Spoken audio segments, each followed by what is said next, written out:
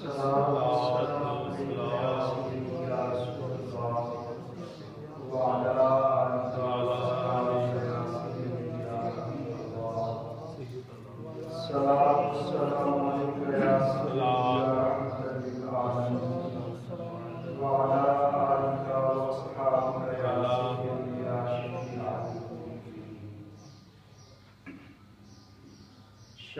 المعظم کا مہینہ جاری و ساری ہے،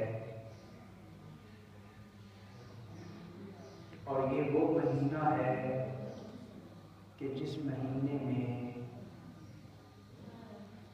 ایک بڑی عظیم رات آتی ہے، جس رات کو ہم شب برات کا نام دیتے ہیں۔ شب برات کو شب برات کہتے کیوں ہیں؟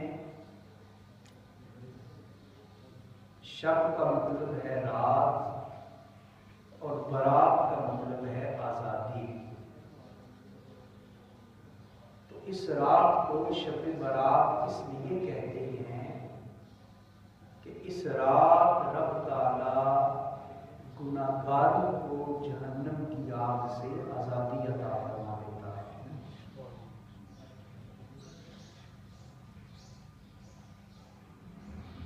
حضور نبی کریم رؤوف الرحیم صلی اللہ علیہ وسلم نے ارشاد فرمایا کہ شعبان شہری و رمضان شہر اللہ۔ حضور نے فرمایا کہ شعبان یہ میرا مہینہ ہے اور رمضان اللہ کا مہینہ ہے۔ شعبان حضور کا مہینہ ہے۔ اس کا مہینہ ہے حضور کا۔ تو علماء فرماتے ہیں کہ شعبان کی فضیلت میں اگر کوئی اور حدیث نہ بھی ہوتی تو حضور کا یہ فرمان ہی کافی تھا کہ حضور نے فرمایا کہ لوگوں شعبان کی قدر کرو، اس لیے کہ شعبان یہ میرا مہینہ ہے۔ تو کیا خیال ہے جس کو حضور میرا کہتے ہیں، جس کو حضور اپنی طرف نسبت دے دیں، ہمیں اس چیز کا پھر خیال رکھنا چاہیے یا نہیں رکھنا چاہیے؟ اس لیے کہ ہم تو نسبت کے قائل ہیں۔ نسبت بندے کی اچھی ہو تو نسبت سے قسمت بدل جاتی ہے، اور اگر نسبت اچھی نہیں تو پھر بندے کی قسمت بھی بدلی نہیں جاتی۔ آپ دیکھیں بازار سے آپ 10,000 کا جوتا خرید کے لے آئے، 10,000 کا جوتا، تو جوتے کا مقام پاؤں میں ہوتا ہے یا سر میں ہوتا ہے؟ پاؤں میں ہوتا ہے۔ اگر کوئی شخص جوتے کو سر کے اوپر رکھے تو لوگ اسے پاگل کہیں گے، بیوقوف کہیں گے۔ اب وہ کہے کہ جی اس جوتے کی قیمت بڑی ہے، قیمت جتنی مرضی ہو، اصل معاملہ ہوتا ہے نسبت کا۔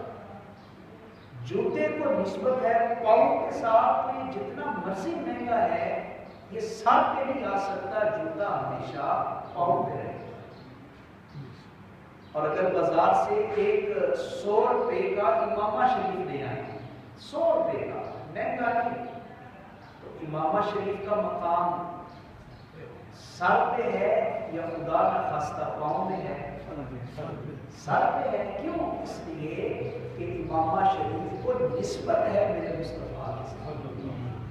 تو جس چیز کو نسبت اچھی کی جاتی ہے اس چیز کا مقام کئی گنا بڑھ جائے گا۔ ایک اور مثال بھی لے لیں، آپ اپنے گھر میں پتھر لگوائیں، بڑا مہنگا پتھر، ہزاروں کے حساب سے 1000 روپے فٹ پتھر، لیکن جب آپ پتھر اپنے گھر لگوائیں گے تو مجھے بتائیں کہ آپ اس پہ جوتا پہن کے کے چلیں گے یا جوتا اتار کے چلیں گے؟ جوتا پہن کے چلیں گے۔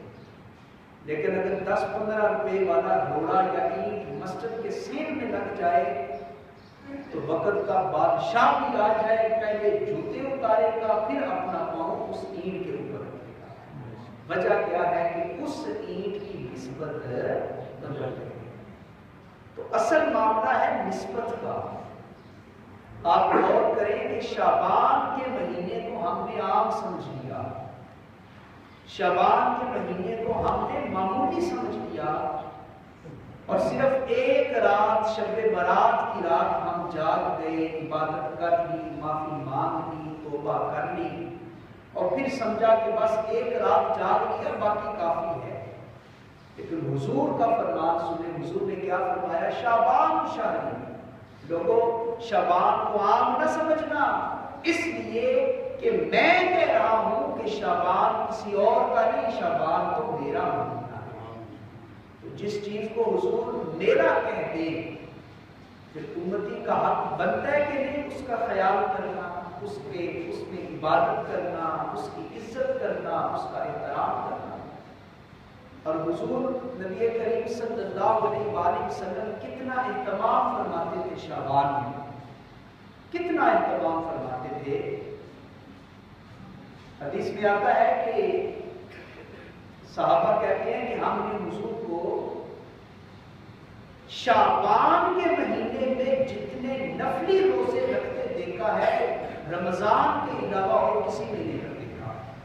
ایک تو رمضان کے مہینے میں روزے حضور رکھتے ہو تو فرض تھے، لیکن رمضان کے علاوہ نفلی روزوں کی کثرت حضور نے جس مہینے میں کی ہے وہ مہینہ محرم کا نہیں، سفر کا نہیں، ربیع الاول کا نہیں، بلکہ کون سا مہینہ ہے؟ شعبان کا مہینہ۔ اور حضور اتنی کثرت سے اس مہینے میں روزے رکھتے، اتنی کثرت سے، صحابہ کہتے ہیں کہ بعض سال تو ایسے گزرے کہ جب حضور نے شعبان کا پورا مہینہ نفلی روزوں میں گزارا، پورا مہینہ حضور نے روزے رکھے۔ اور کسی نے سوال کیا حضور سے، اے اللہ کے رسول صلی اللہ علیہ وسلم، آپ اتنے روزے کیوں رکھتے ہیں اس مہینے میں؟ شعبان کے مہینے میں حضور آپ نفلی روزوں کی کثرت کیوں کرتے ہیں؟ تو حضور نے فرمایا اس لیے کہ یہ وہ مہینہ ہے کہ اس مہینے میں لوگوں کے اعمال رب کی بارگاہ میں پیش کیے جاتے ہیں، اور میں یہ چاہتا ہوں کہ جب فرشتے میرے اعمال رب کی بارگاہ میں پیش کریں تو میرا نام روزہ داروں میں لکھا ہوا، سبحان اللہ، میرا نام روزہ داروں میں لکھا ہوا۔ اس لیے میں نفلی روزوں کی اس مہینے میں کثرت کرتا ہوں۔ یہ تو حضور کا فرمان ہے، لیکن دعوت فکر یہ ہے، سارے سوچیں کہ آج شعبان کی 13 تاریخ ہو گئی، 13 دن گزر گئے، ہم نے ان 13 دنوں میں کتنے روزے رکھے ہیں؟ ہم نے تو شاید ایک دن بھی روزہ نہ رکھا ہو اس مہینے میں۔ کہتے ہم خود کو عاشق رسول ہیں، کہتے ہم خود کو اہل سنت ہے، سنت پہ چلنے والا، لیکن حالت کیا ہے؟ حضور تو پورا مہینہ ہی روزے میں گزار دیتے، اور آپ نے 13 دن گزر گئے، ایک روزہ بھی نہیں رکھا۔ چلو ابھی پریشانی کی بات نہیں، آدھا مہینہ باقی ہے، کوشش کریں، محنت کریں، نیت کریں، اور سب سے بڑھ کر رب سے اس کی توفیق بھی مانگے کہ اللہ ہمیں توفیق دے کہ ہم بھی حضور کی سنت پہ عمل کرتے ہوئے اس مہینے میں زیادہ نہیں تو کم از کم ایک روزہ رکھا کریں، کم از کم ایک روزہ رکھا کریں۔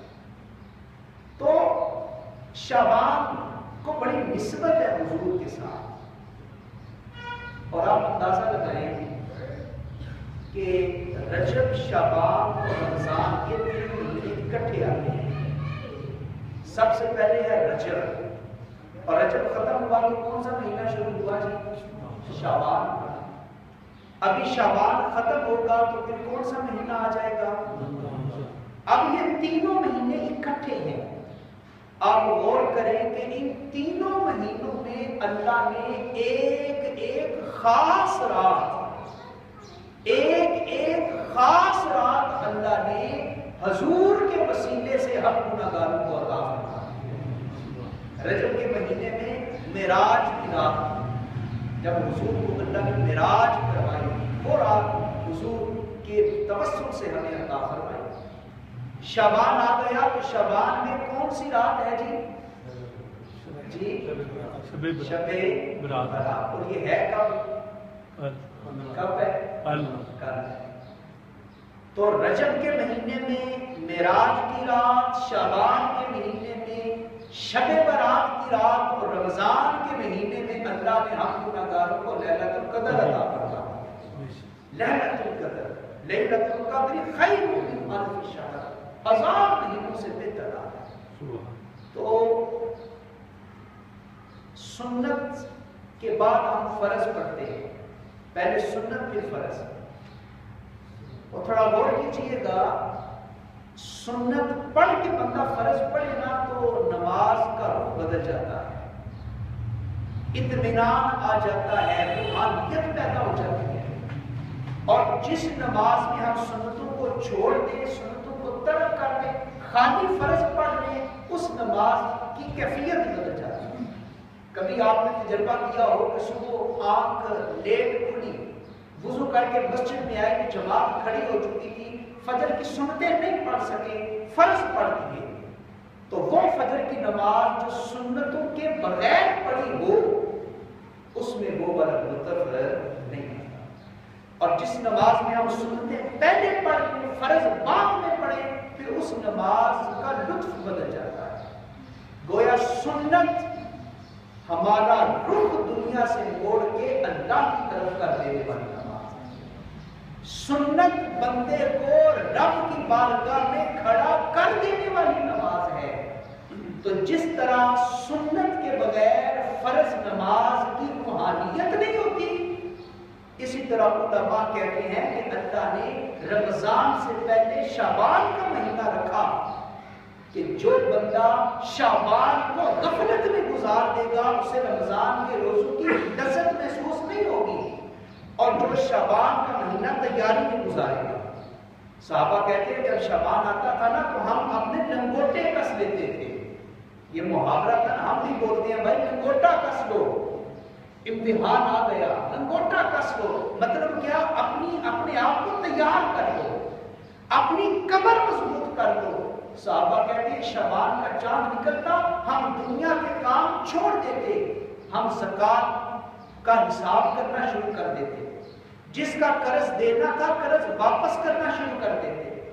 ہم میں سے کوئی بیمار ہوتا تو وہ صحت مند ہونے کی طرف وہ فکر شروع کر دیتا۔ کیوں؟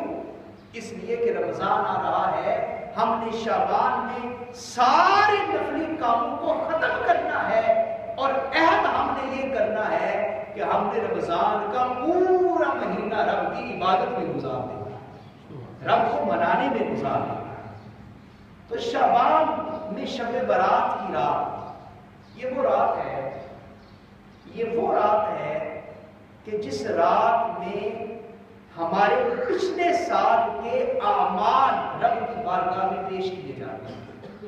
پچھلے سال شب برات سے لے کے اس شب برات تک ہم نے جو عمل کیے ہیں، بھلے وہ اچھے کیے ہیں یا برے کیے ہیں، وہ سارے کے سارے اعمال رب کی بارگاہ میں پیش کیے جائیں گے۔